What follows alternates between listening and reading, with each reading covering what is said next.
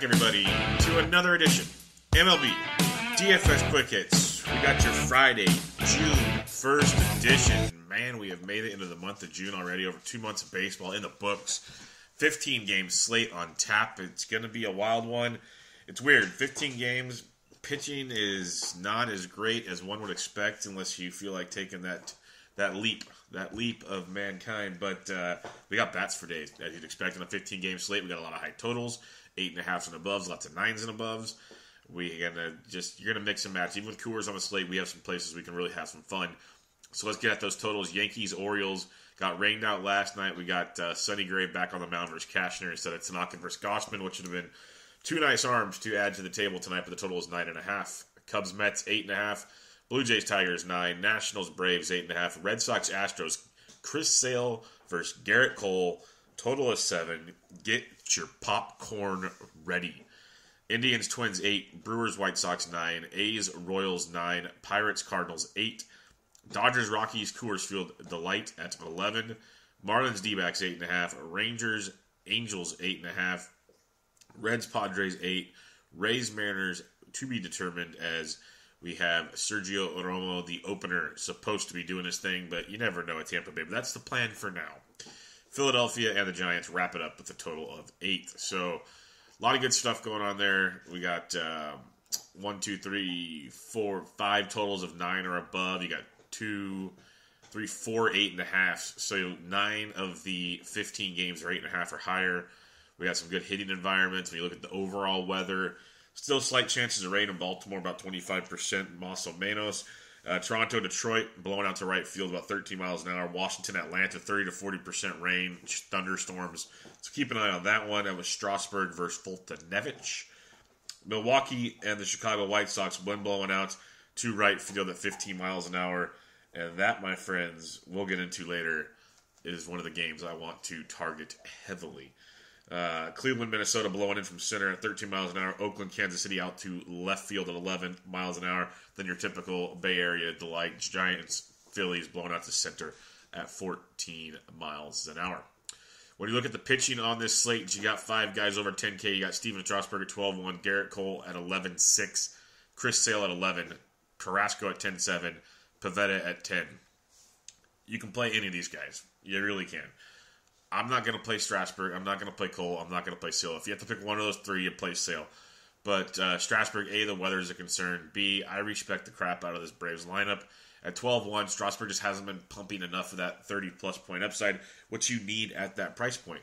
Like yesterday, I was on Quintana and, what's his name? LeBlanc. Those are my 2 guys. They pitched great, and they weren't even that expensive. It doesn't work every day, but it worked out phenomenally there. We have some options like that today. Not as many, but Strasburg, kudos, go for it if you want. I'm not there. Cole versus Sale, I'm going to respect the crap out of the matchup and just watch it. 2 offenses that can blow up on anybody, 2 pitchers that can shut down any offense. GPP, these guys make an incredible play, but just realize it could be horrific or it could be amazing. So that's where you're going there. And when I play GPP pitchers, I like to pitch them when they're a lot cheaper. Like we got one later that I'm going to put my foot back in, try to pull it out of my mouth for a certain pitcher tonight. Carlos Carrasco at 10-7, I can definitely get behind against Minnesota. Carrasco is an up-and-down guy, but the strikeouts have definitely been there. Twins team striking out 22% of the time. He's got a 27.3% K rate with a 44% ground ball rate. When you look at the Minnesota Twins, they have a 3.9 total. Lefties 289, righties 332. They have a sneaky offense. You saw what they did yesterday against Bieber in the bullpen, and they definitely have that ability. So if you want to stack against them or put a couple one-offs, go for it. But Carrasco at 10-7 is one guy I can definitely get behind here. But the best guy up here, if you can say best in any pitcher, because stuff happens, is Nick Pivetta. Now, the caveat is he's been much, much, much better at home than on the road. But going into San Francisco against a Giants team that doesn't have a ton of lefties in the lineup, and lefties are what get to Nick Pivetta. When you look at the Giants' total, it's 3.95, just barely above the Twins. Lefties 368, righties 267.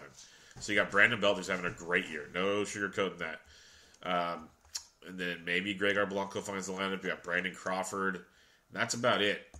Panic still rehabbing. He's in San Jose last night with Bumgarner. You got Pivetta who can strike out the world, and the Giants are striking out a lot more this year. A lot more swing and miss. They're striking out 25% of the time versus right-handed pitching. Pivetta, 25.3% K rate. So lots to like there. Again, for some reason, he just has not found it on the road. But, his last few starts, 18 points, but 30.8, 38, 27. That 38 was at Baltimore, so that's a good sign. So 27 or more in 3 of his last 4, 18 or more in 4 straight. Had a couple of hiccups along the way, but we've seen 30-plus point upside a handful of times this season.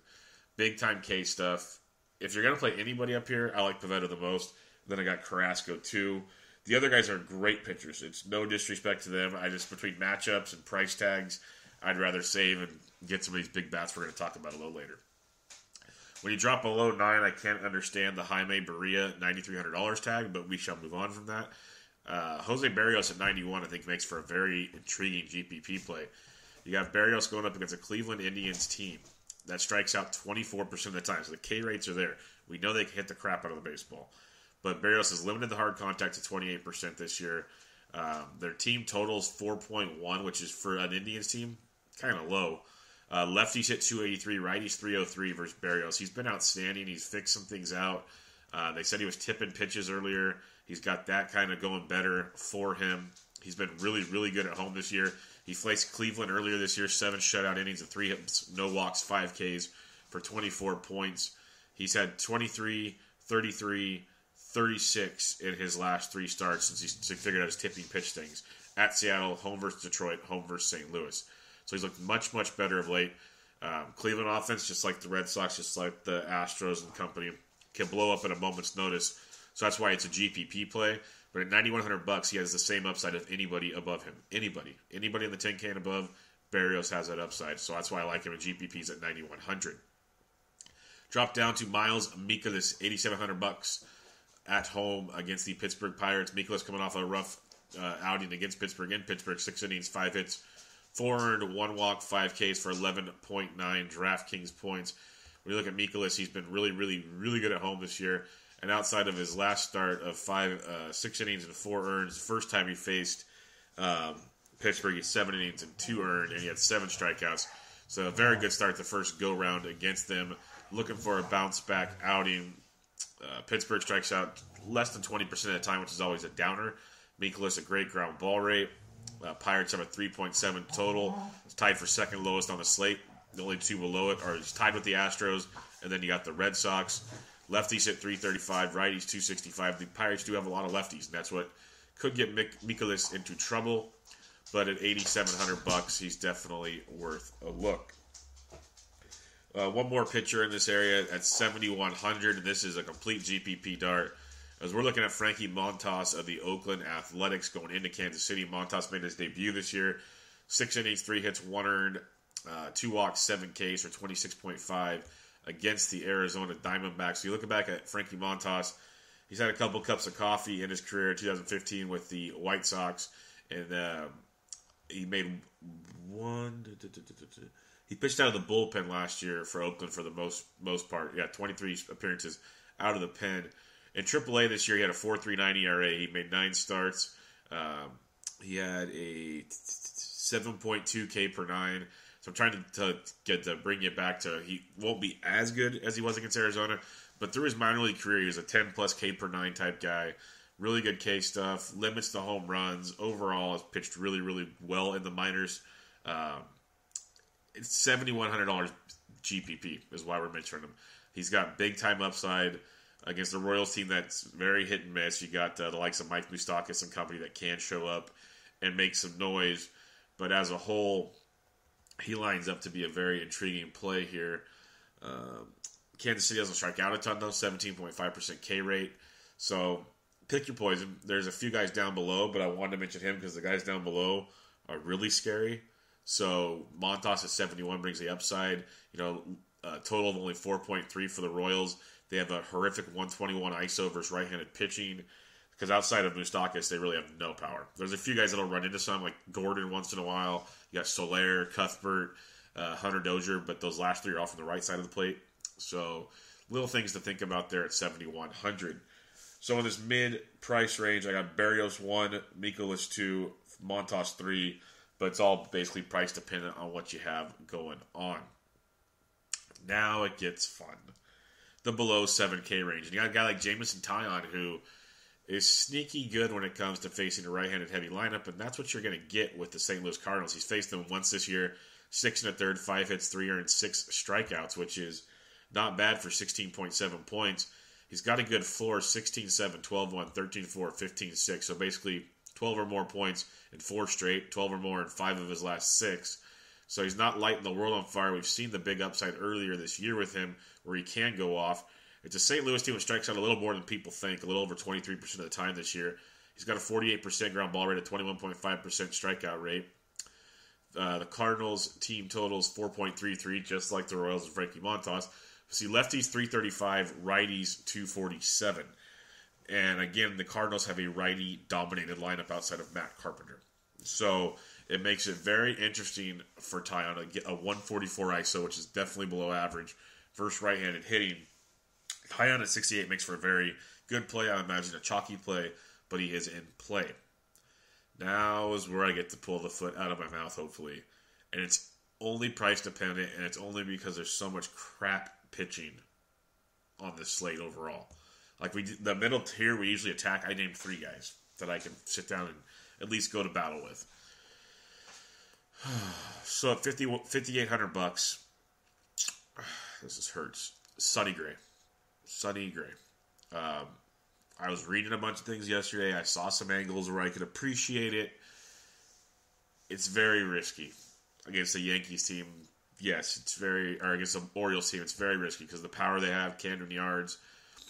2 of his last 3 starts, he's got 24 or more points. The other 2, he's got 5.7 and -2. So you're getting all or nothing with Gray.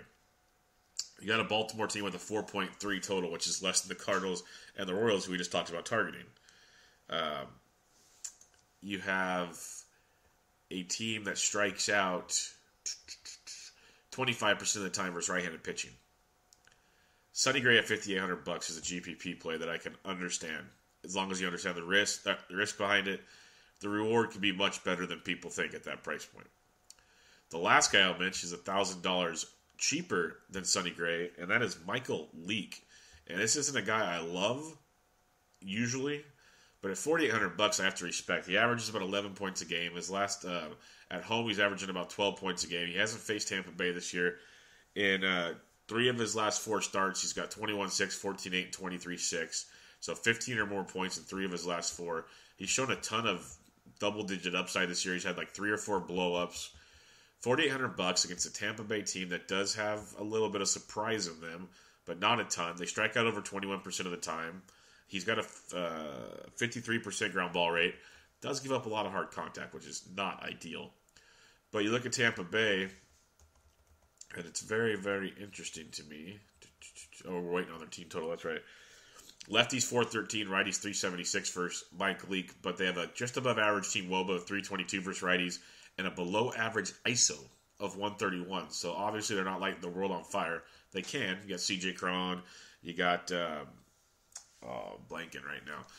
They got a bunch of middling players. They got Wilson Ramos back there, so they can surprise you from time to time. Not lighting the world on fire though. So for $4,800, Mike Leake definitely becomes into play as a very intriguing option. So down below, you got Taillon 1, I got Leake 2, Sonny Gray 3, and then I want you to keep an eye on stuff throughout the day because with Sergio Romo starting, the reports right now are it'll be Austin Pruitt, but it could be Anthony Banda. So keep an eye on those. I didn't pay attention to yesterday's action or the day before with Tampa Bay, so I don't know what Yarborough's status is because usually he goes first in this setup. But right now they're reporting Pruitt or Banda. Pruitt's 45, Banda's 48. Those both could be interesting plays as well against Seattle. So just keep an eye on that and go from there. Now let's take a look at the bats. Before we do so, let me talk to you about Draft. It is a great new way to play fantasy sports. You draft in under 5 minutes, stake-style drafting, just the way you like it. Don't have to worry about ownership because you're the only one that owns them. And there's all kinds of price points, league sizes, the works. They have baseball, basketball, football, hockey, golf. Best balls for NFL, rocking and rolling. And when you make your first deposit, use promo code SDSports for entry into a free $3 tournament. So it's an awesome way to play fantasy sports. Draft in your app store, draft.com, promo code SDSports at checkout, entry into a free tournament. Now let's run through your bats on this 15-game slate. You got Yasmani Grandal and Coors at $4,800. It's a great play if you can afford it because he hits lefties with a ton of thump, so he's interesting. But $4,800 is steep for your catcher's position. You got Gary, $4,500 for his Cashner. We loved him last night. We love him again tonight. You go down a little farther. You got guys like Salvi Perez versus Montas at 41. I can get behind if you are fading Montas. You got John Ryan Murphy, who's crushing everything at $3,900. Don't hate it at all. The farther down you look, you got guys like Wilson Ramos at 36 versus Mike Leake, or 37, versus Leake. You keep scrolling a bit. You got Chris Iannetta and Coors at 34 versus Alex Wood, which I think is a great play. We know Iannetta's power versus lefties could come into play big time in that one. John Hicks for Detroit, 3,300 versus Jaime Garcia is intriguing if you want to be a little different. If you aren't using Sonny Gray, Chance Sisco at 32 is in play for you as a cheaper left-handed catcher. Farther down we scroll, there are a couple coming up that you can definitely get behind. Like Jorge Alfaro at 3K is in play versus Stratton. It's not one I'm running to play, but he is in play as a cheaper option. But Manny Pena against Hector Santiago at $2,900, and Omar Narvaez of Chicago versus Chase Anderson at $2,900. Two really good catching options. Kind of see where they are in the lineup, or if you can't have that many Brewers in your lineup, look at those directions. You could go there. James McCann of Detroit at 29 versus Jaime Garcia, I like as well. So there's three guys at $2,900 I really, really like right there. That if you don't want to pay up for catchers for one of those big boys in a great matchup, I have no problem going straight to that $2,900 range and making it happen. Other than that, like a Rafi Lopez facing Tyler Mahle. Lopez has been hitting in the middle of that Padres order. He's $2,600. When you look at facing Tyler Mahle, lefties at $397, righties $306. So a guy like Rafi Lopez at $2,600 could be a nice cheapie for you as well. Let's go over to the first base position.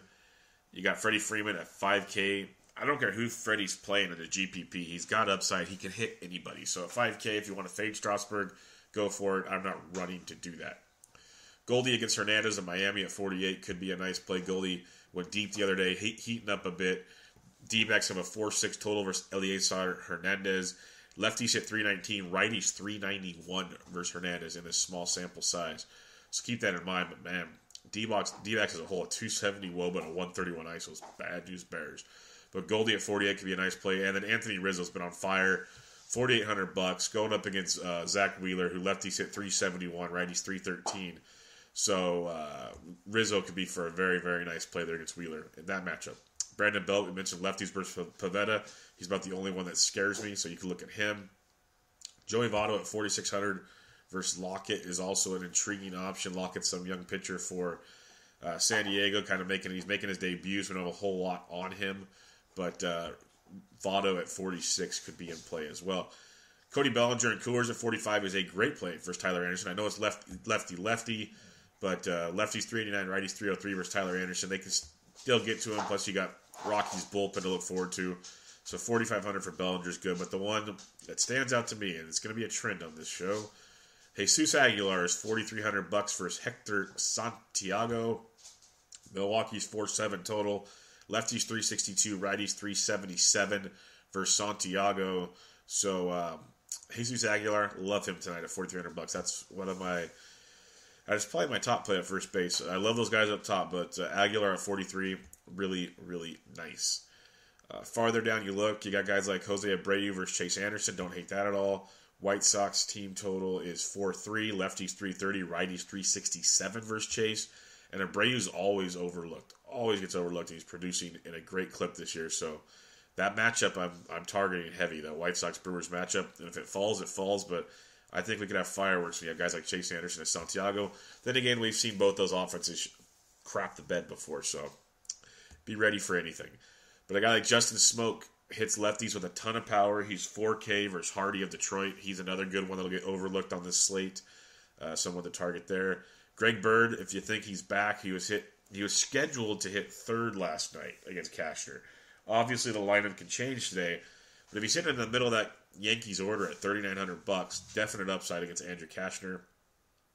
Carlos Santana versus Chris Stratton at 39 is another good option. Basically, what I'm saying is you don't have to pay up at first base today. There's some really good options.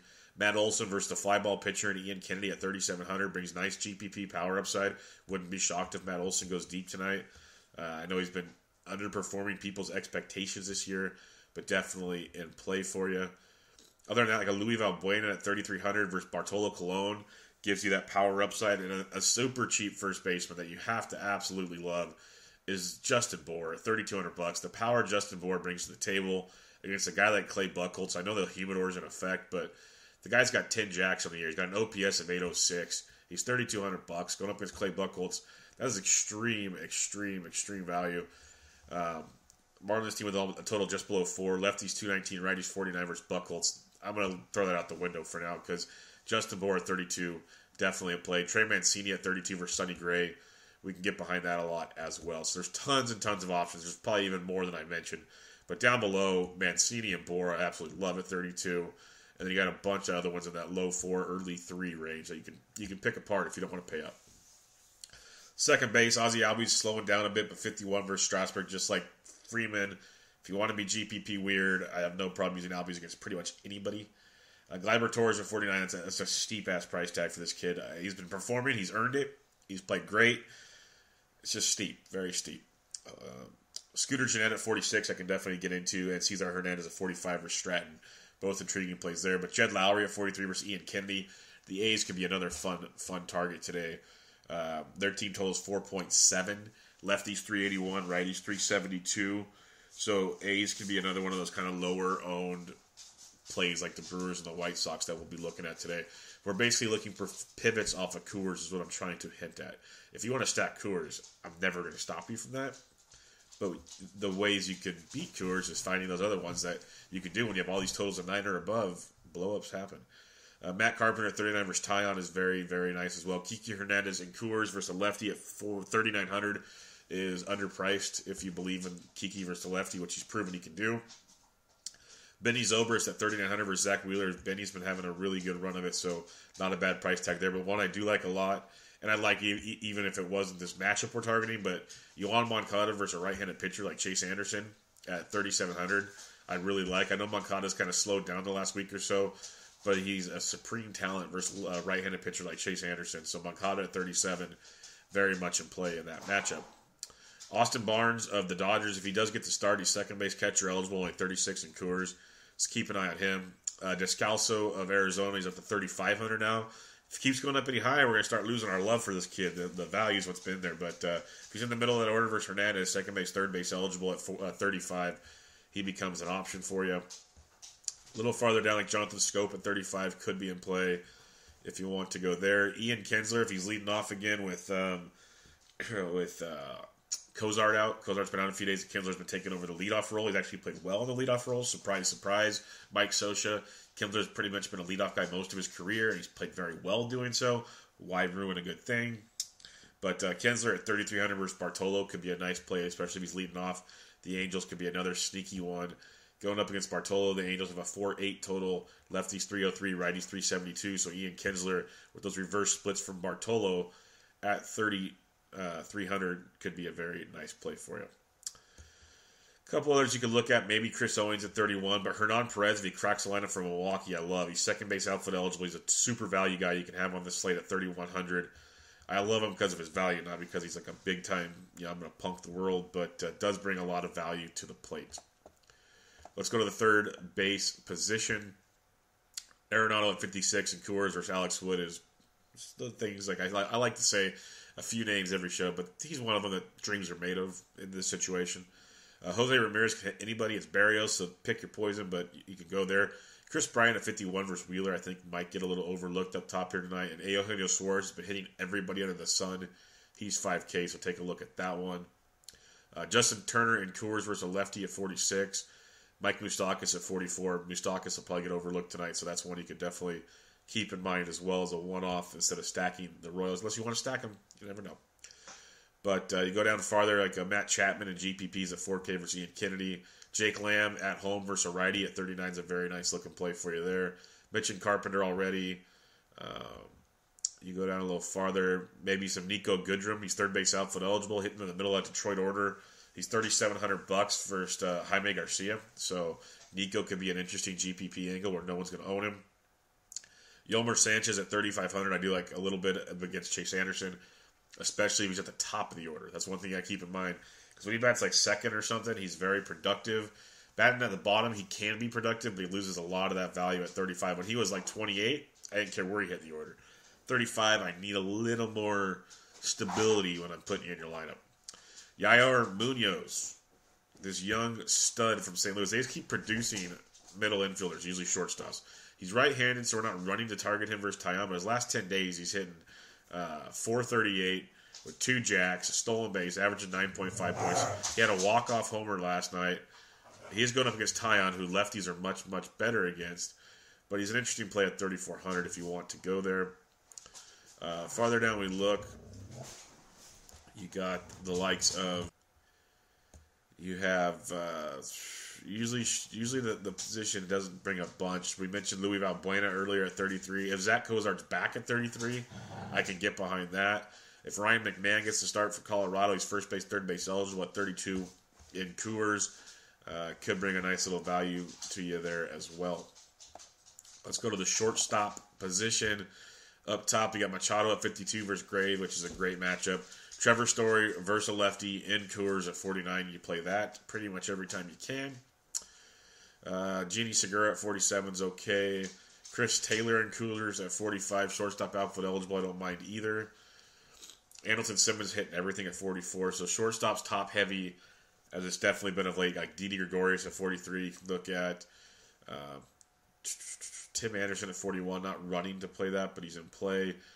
B. Craw at 37 is not horrible, but like a Jerkson Profar at 3,500 is a little cheaper guy I can get behind there against Berea of Anaheim. Other than that, it's always really crappy pricing here at shortstop. You'll have like our boy Riddles down here and a few others. So check your lineups and see what you can have, but most of it is top heavy as usual. Now we go to the outfield. You got Trout versus Bartolo at 6K, which is outstanding. Absolutely outstanding. Blackman and Coors, not bad. You got Harper versus Fulton-Nevich at 55, I can get behind. You got the Yankees sluggers versus Cashner. That's an obvious look. But you got Yelich versus Santiago. It's lefty-lefty, so some might be worried there at 48. Ohtani versus Bartolo at 48 is very, very nice as well. You got Puig and Coors at 47. Definitely get behind that. Mentioned Cody Bellinger and Chris Taylor already. K with the Chris Davis is back from the DL, facing Ian Kennedy at 45, and Kyle Schwarber versus Wheeler at 45 are both really nice. Lorenzo Cain shows tons of powers versus lefties. He's facing Hector Santiago at 4,400. Lorenzo Cain is an outstanding play tonight. Definitely like that one. Matty Kemp at 4,400, playing great baseball this year so far in Coors. That's a good spot for him. Nick Castellanos is just crushing baseballs. He's not leaving the park with a ton, but he's hitting 332. He's averaging 10 points a game in his last 10. He's $4,300 versus Jaime Garcia. He'll be super low owned, so that's not a bad one. Austin Meadows at 42 versus Mikolas just keeps getting it done, so keep an eye on him as well. We slide on down, like a Shin-Soo Choo at 41, I can understand. Matt Adams at 4K versus Fultz in play. But Ryan Braun against Hector Santiago at 4K. Definitely worth a look there. Nomar Mazara at only 4K versus Berea is in play for you as well. That's a sneaky, nice play. Teoscar Hernandez versus the lefty Hardy of Detroit at only 4K is another nice one. So you got some good options here in the low fours that you can definitely build around. Brandon Nimmo at $4,000 should be owned way more than he is, folks. I mentioned him a lot. I've been on him forever. He's been hitting the ball like crazy. He's at the top of the order. He's facing Tyler Chatwood, who might walk him to death and let him steal bases. There's so many things Tyler Chatwood could do when he walks. It seems like half the guys he faces. He gives up over a walk an inning right now. When you look at the Mets, lefty's 388, righty's 339 versus Tyler Chatwood. So Brandon Nimmo at 4K, and that's a loaded 4K we've mentioned. He's still one you got to keep in mind. Just a double-digit machine these days, leading off for him. You go down a little farther, you got Aaron Hicks at 39 versus Cashner. Mentioned Kiki at 39 already. Zobrist mentioned earlier. Juan Soto versus Fulte at 38 can be a nice play, especially leading off possibly. Daniel Palka will be super overlooked. He's 3,800 versus Chase Anderson. He's averaging on about 8.5 points his last 10. He's been showing some power. He's got 5 jacks on the year, hitting 277. I remember when they made that trade, I was really pumped on that because he's a big-time prospect today. He's kind of got moved around. He's been in Minnesota. He's been in Arizona. Good young player. Maybe he's finally figuring it out at $3,800. The farther down you look, Conforto at only 38 versus Chatwood, another really solid play there. Don't hate that at all. Corey Dickerson at 37 in your GPPs versus Mikolas. Ian Desmond and Coors at 37. I hate Ian Desmond. That's a great price tag in Coors. Again, Nico Goodrum at 37. Adam Jones at 36. We mentioned yesterday the BVP Adam Jones has versus Sonny Gray is one to definitely keep an eye on. Farther down, we slide. I got David Peralta at 35 versus Hernandez for some value for you. We keep on keeping on. Max Kepler and GPP only at 35 versus Carrasco. If Cuevas cracks the lineup for Colorado, which he should, he usually faces lefties. He's only 3,400 in Coors. Scotty Schebler's been swinging a very hot bat. It is San Diego, but he's 3,400 versus Lockett. Another cheap piece of the pie for you there. Domingo Santana, if he cracks the lineup, is only 3,300. Not one of my favorite plays, but he will be super low owned in a GPP. Dexter Fowler kind of slowly heating up. He's 3,300 versus Tyon. Not running to play that by any means. Just keep an eye on it. Other than that, we get to the low threes. Anything Bueller. If Gerard Dyson's leading off at 32 and you're stacking the Diamondbacks he's in play, mentioned Trey Mancini earlier at 32. I do like that. Matt Joyce at 32 is a great value play. Hitting at the top of that order against Ian Kennedy could definitely make some noise there. So don't hate that at all. You slide down to the bottom threes. We're at 31 now. Very bleak. Marvin Gonzalez, you're not going that route. Alex Gordon at 3K if you want to be really contrarian, you can go there. Or Almonte for Kansas City at well above $3,000. Dylan Cousins got the call for Philadelphia. He's a power lefty bat. Like, a lot of strikeouts. He had a near 40% K rate. I believe it was Smada that tweeted it out yesterday. We've been talking about him on the Around the Bases spot for a couple years now. He was crushing it with Hoskins down there. Guy's got light tower power, like bombs away. He might find McCovey Cove twice tonight, or he can strike out 7 times to get 7 at-bats. You don't know what you're going to get with him, but at 3K, could make for a very interesting GPP play, so keep an eye on that one. A little farther down. This is why I take my time and scroll. You probably go, Bubba, there's a lot of dead air. Well, they have some sneaky guys here, like Derek Dietrich's $2,800 versus Clay Buchholz. Usually hitting around cleanup in that order. That's a lot of value versus Clay Buchholz. I'm not saying run to play Dietrich's, but hey, if you have a loaded lineup, you're like, crap, I only have like $2,900 left. You've got way worse options than Derek Dietrich. Dietrich can put together 5+ points for you, and all of a sudden you're like, hell yeah. And that allowed me to afford Mike Trout or something. It works out that way. So little things like that. But maybe Blanco gets to start at 27. I'd rather play Dietrich at 28. And there will be a few others. I'm not seeing them at the moment, but some others will always pop up down below, like a Romine or something else. But there you have it. Loaded 15-game slate, as you'd expect. Recapping your pitching up top, you got Pivetta 1, Carrasco 2. The other guys are great, just not making myself go there. In the middle, I got Berrios 1, Mikolas 2, Montas 3. Down below, I got Tyon, Leak, Gray, and then keep an eye on that Tampa Bay situation. But it's some ugly pitching you have to stomach and just pray. But let's talk BVP real quick, and then we'll mention a couple stacking options and go from there. We talked about the Cashner and the Gray yesterday. We got Jay Bruce 4 for 9 with 2 homers off Chatwood. Asdrubal Cabrera 4 for 13 with a homer. Adrian Gonzalez 7 for 24 with a homer. The Mets could be a sneaky play today. Not one of my favorite ones, but could be sneaky because Chatwood's just been so bad. But the Mets have been inconsistently bad as well. Jason Hayward 8 for 21, 2 doubles, 2 homers. A guy in our Slack chat, Dire Work, mentioned Hayward's been batting second lately and hit well the last couple of games.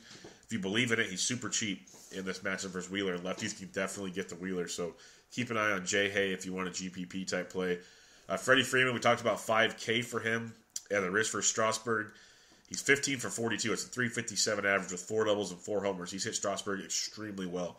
Markakis is hitting 299 for 31, 2 doubles and a homer as well. So you can target Strauss if you want to get really risky. Harper 4 for 14, 2 doubles and a homer off Fulte. Trey Turner and Rendon have taken him deep as well. Hernan Perez 3 for 8 with a triple and a homer off Hector Santiago. Locane 7 for 22 with 4 doubles. Domingo Santana's taken him deep as well. Not many White Sox have faced Chase Anderson. Brian Dozier, 3 home runs off Carlos Carrasco. He's only hitting 207, but he's taken him deep 3 times. Rosario and Kepler each once. As a team, they're hitting 214 off of him, but they've shown a little bit of power. Lindor's 3 for 12, hitting 250 with a double off Berrios. So the Indians are only hitting a $151 off Berrios in a couple games they faced him. Jose Altuve 8 for 21 with a double and a homer off of Sale. Gaddis taking him deep as well. K with the Chris Davis, talked about him earlier. He's 4 for 12 with 2 doubles and a homer off Ian Kennedy. Something to keep in mind. Matt Carpenter 7 for 16, 2 doubles and a homer, a 438 average versus Jamerson Taillon. Justin Turner 9 for 17, 3 doubles and a homer off Tyler Anderson's a 529 average. Bellinger and Kiki Hernandez have taken Tyler Anderson deep as well. Mike Trout 10 for 18 at 3 homers versus Bartolo. It's a 556 average. Valbuena 3 for 7, 2 homers. Andrelton Simmons 12 for 26, 2 doubles and a triple. Albert Pujols 8 for 25, 3 homers. As a team, the Angels are hitting 362 off Big Sexy with 9 home runs. That's a lot of power. A lot of power. Wow. Carlos Gomez 7 for 18 with a double and a triple off Mike Leake. Ramos 5 for 21 with a 238 average with 2 homers. So that'll do it for your BVP. Lots of interesting stuff to look at there. When you look at the top totals, you got the Dodgers and Rockies and Coors. That's obvious. Keep an eye on. They called up Dennis Santana for the Dodgers. He might start today or tomorrow. So maybe they push Alex Wood back. Keep that in mind. He's a right-handed pitcher, which opens up the Blackmons of the world. Kind of brings Story down a little, but still not bad. Talented prospect. Really good stuff. I hate seeing guys make their first career starts in Coors, but hey, stuff happens. Now, when you get out of that, you got the Yankees versus Cashner, which is great. But the Angels versus Bartolo could be one you could definitely target. Remember the reverse splits, but pretty much anybody. Love the Brew Crew versus Hector Santiago. Love the White Sox versus Chase Anderson. Those are two I absolutely really love. Then the A's versus Ian Kennedy can be really sneaky nice. Lefties 381, righties 372. That Tigers game versus Jaime Garcia. Tigers and Toronto facing 2 mediocre at best lefties. Could be sneaky nice.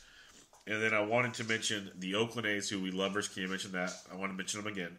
But then the Mets versus Tyler Chatwood. Lefties 388, righties 339. He walks the world. He could have set up a lot of opportunities for action. You saw the Giants get to him last Sunday in Sunday Night Baseball. So it could be sneaky there. So there's a couple you can look at. Brewers, White Sox, A's, Mets, Angels.